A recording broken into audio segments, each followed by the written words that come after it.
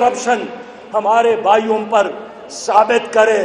میرے دوستو، بہاولپور میں میرا بھائی ڈاکٹر وسیم اختر، جس کا چوتھا بھائی جناب ذی شان آپ کے سامنے کھڑے ہیں، 4 بار اسمبلی میں رہے، بار اسمبلی میں رہے، دشمن بھی اعتراف کرتے ہیں۔ اور میں اپنی قوم سے کہنا چاہتا ہوں کہ جب ڈاکٹر وسیم صاحب ممبر کے حیثیت سے کام کرتے تھے، جماعت اسلامی کا امیر تھے پنجاب کا، لیکن جب ذمہ داری سے فارغ ہو گئے تو اپنی گاڑی کو منصورہ میں کھڑا کر کے ٹرین میں بیٹھ کر اپنے گھر آئے۔ یہی ہے اسلامی قیادت، یہی ہے دیانتدار قیادت۔ میرے دوستو، میں خود خیبر پختونخوا میں 2 بار سینئر منسٹر رہا ہوں، اور وزارت سے فارغ ہونے کے بعد پشاور کے علی شان بڑی مسجد میں جمعے کے دن کھڑا ہو کر اپنے آپ کو احتساب کے لیے پیش کیا۔ میں نے کہا، عوام کے سامنے اپنے آپ کو پیش کرتا ہوں، کیا کوئی اور پارٹی کا ممبر، کوئی سابق وزیر یہ جرأت کر سکتا ہے؟ ایک دیانتدار جماعت، ایک خدمت کرنے والی جماعت، ایک ترقی پسند اور پروگریسو جماعت اسلامی آئے گی، تمہاری تقدیر بدلے گی، تمہارا مستقبل روشن ہوگا۔ میرے دوستو، اس وقت پاکستان میں کیا ہو رہا ہے؟ پاکستان میں مفادات کی جنگ ہے۔ پی ڈی ایم اور پی ٹی آئی کی لڑائی غریب کے لیے نہیں ہے، تعلیم سے محروم بچوں کے لیے نہیں ہے، علاج سے محروم بیماروں کے لیے نہیں ہے، محنت کے پل سے محروم مزدور کے لیے نہیں ہے، مفادات کے لیے ہے۔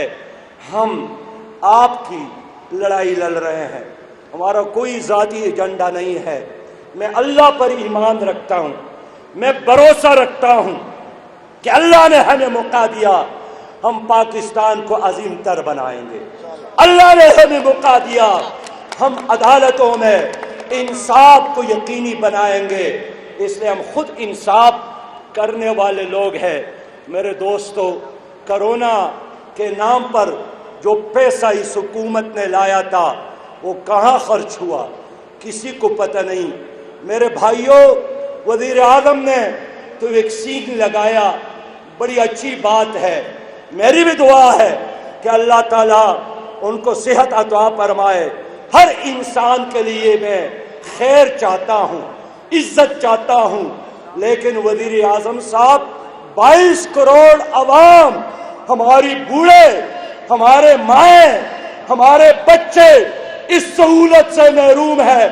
آپ کی جگہ میں ہوتا، میں اعلان کرتا کہ سب سے پہلے ہر پاکستانی کو ویکسین لگایا جائے، آخر میں سراج الحق کو لگایا جائے، لیکن آپ نے پہل کی۔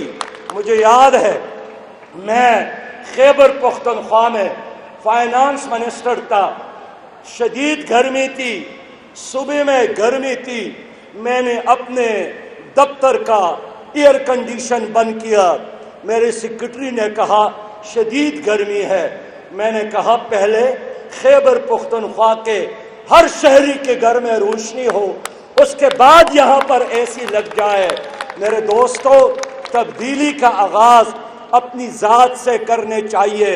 آپ کو یاد ہے کہ ابو بکر رضی اللہ تعالیٰ عنہ کو مشورہ دیا گیا، تمہاری تنخواہ بہت کم ہے، ذرا اپنی تنخواہ میں اضافہ کرے، آپ کی اولاد بھی زیادہ ہے۔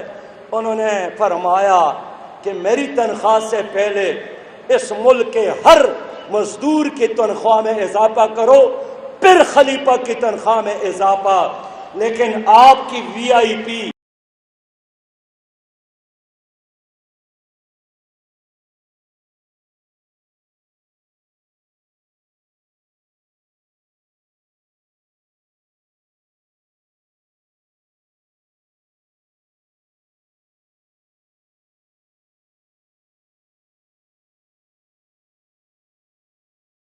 ہے؟ آپ اٹھنے کے لیے تیار ہے کہ نہیں ہے؟ میرے دوستو، خارجہ پالیسی اس حکومت کی ناکام، امن و امان اس حکومت کی ناکام، تعلیمی پالیسی ناکام، اور ہمارے وزیر تعلیم کو ایک ہی طریقہ یاد ہے کہ تعلیمی اداروں کو بند رکھا جائے۔ اس کو ہر مسئلے کا حل سمجھتے ہیں۔ میرے دوستوں اور میرے بھائیوں، ہم گلہ بھی نہیں کرتے ہیں، ایک برتن کے اندر جو چیز ہوتی ہے باہر بھی وہی آتی ہے، یہ اتنا ہی جانتے تھے، ان سے گلہ نہیں کرنا، لیکن اب ایک حقیقی احتساب کون کرے گا؟ پی ٹی آئی نے نعرے لگائے تھے حقیقی احتساب ہو، لیکن جن کا احتساب ہونا چاہیے تھا وہ لوگ پی ٹی آئی میں شامل ہو گئے اور انہوں نے نیب کو بھی سیاسی بنایا۔ اب یہ حکومت چاہتی ہے کہ ایک تابعدار الیکشن کمیشن ہو، ایک تابعدار سپریم کورٹ ہو، ایک تابعدار نیب ہو۔ میں چاہتا ہوں کہ ان اداروں کو سیاست سے آزاد کیا جائے، حکومت کے اثر رسوخ سے آزاد کیا جائے۔ یہ کیسا نیب ہے؟ وزراء اعلان کرتے ہیں کہ کل یہی ہوگا اور اگلے دن نیب اسی طرح کے فیصلے کرتے ہیں۔ اس لیے قوم اس نظام کو یقین کرنے کو تیار نہیں ہے۔ آپ چاہتے ہیں کہ نیب بھی سیاسی ہو اور پی ٹی آئی کے لیے استعمال ہو، آپ چاہتے ہیں کہ عدالت بھی سیاسی ہو اور پارٹی کے لیے استعمال ہو۔ وہ جو نظریہ ضرورت پر عمل کرنے والے ججز تھے، ان کا نام و نشان بھی اب نہیں ہے۔ لوگ اس کو دعائیں دینے کی بجائے بد دعائیں دیتے ہیں۔ اس لیے میں چاہتا ہوں کہ ایسی عدالتی نظام ہو جو وقت کے حکمران کو بھی بلا لے اور غریب آدمی کے ساتھ ایک صف میں کھڑا کرنے کا اس کو آرڈر دے دے۔ میرے دوستو، ہم کیسا پاکستان چاہتے ہیں؟ جس میں اسلامی نظام ہو۔ ایک ایسا پاکستان چاہتے ہیں جس میں عدل اور انصاف ہو۔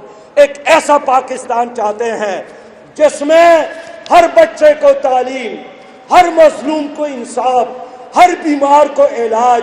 اور ایسا پاکستان چاہتا ہوں کہ پاکستان میں جتنا بنجر زمین ہے ان کو غریبوں میں تقسیم کروں، کاشتکاروں میں تقسیم کروں، کسانوں میں تقسیم کروں۔ میں ایسا پاکستان چاہتا ہوں کہ نوجوانوں کو بلا سود قرض ملے۔ میں ایسا پاکستان چاہتا ہوں جو ملک میں ایک ایسا نظام دے دے جس کو ہم بنیاد بنا کر ساری انسانیت کے سامنے پاکستان کو ایک ماڈل کی طور پر پیش کرے۔ یہی ہے مدینہ کی اسلامی ریاست۔ بس میرے ملتان کے نوجوانوں، میرے پیارے بھائیوں، میرے مزدور ساتھیوں، میرے طلبہ ساتھیوں، میرے بزرگوں، میرا پیغام لوگوں تک پہنچا دے کہ ہم نے پیپل پارٹی کو آزمایا، ہم نے مسلم لیگ کو آزمایا، ہم نے پی ٹی آئی کو آزمایا، ہم نے ماشاء اللہ کو ایک بار نہیں بار بار دیکھا ہے۔ اب ایک چانس دینا چاہیے، وہ چانس جماعت اسلامی کو دینا چاہیے۔ جماعت اسلامی واحد آپشن ہے۔ جماعت اسلامی اب عوام کی آواز ہے۔ جماعت اسلامی اب مظلوموں کی آواز ہے۔ میں آپ کو یقین دلاتا ہوں کہ انشاءاللہ ہم آئیں گے، ہم ان چوروں کا حقیقی معنوں میں احتساب کریں گے۔ میں کہنا چاہتا ہوں ہم آئیں گے انشاءاللہ تعالی، ہم آپ کو قائد اعظم اور اقبال کا پاکستان دیں گے۔ میں شکریہ ادا کرتا ہوں کہ گزشتہ دنوں ہماری اس قافلے میں ملتان سے سلیم کرل صاحب، سجاد وین صاحب، چودھری سلمان صاحب، راؤ آصف صاحب، رانا ساجد اسماعیل صاحب نے شمولیت اختیار کی ہے۔ میں ان تمام نوجوانوں کو جماعت اسلامی میں شمولیت پر خوش آمدید کہتا ہوں۔ جماعت اسلامی آپ کی ہے، یہ آپ کے بزرگوں کی ہے۔ جماعت اسلامی ان اولیاء کی ہے، ان اولیاء نے آپ کے لیے اسلام کا پیغام چھوڑا تھا۔ اس لیے عشق مصطفیٰ کا تقاضا یہی ہے پاکستان میں نظام مصطفیٰ ہو۔ وآخر دعوانا ان الحمدللہ رب العالمین۔ میرے ساتھ مل کر جواب دے، جائیں گے مر جائیں گے، اسلامی نظام لائیں گے، جائیں گے مر جائیں گے، جائیں گے مر جائیں گے، جائیں گے مر جائیں گے، پاکستان کو عظیم تر بنائیں گے، پاکستان کو عظیم تر بنائیں گے۔ اسلام زندہ باد، پاکستان پاکستان پاکستان پاکستان۔ السلام علیکم ورحمۃ اللہ۔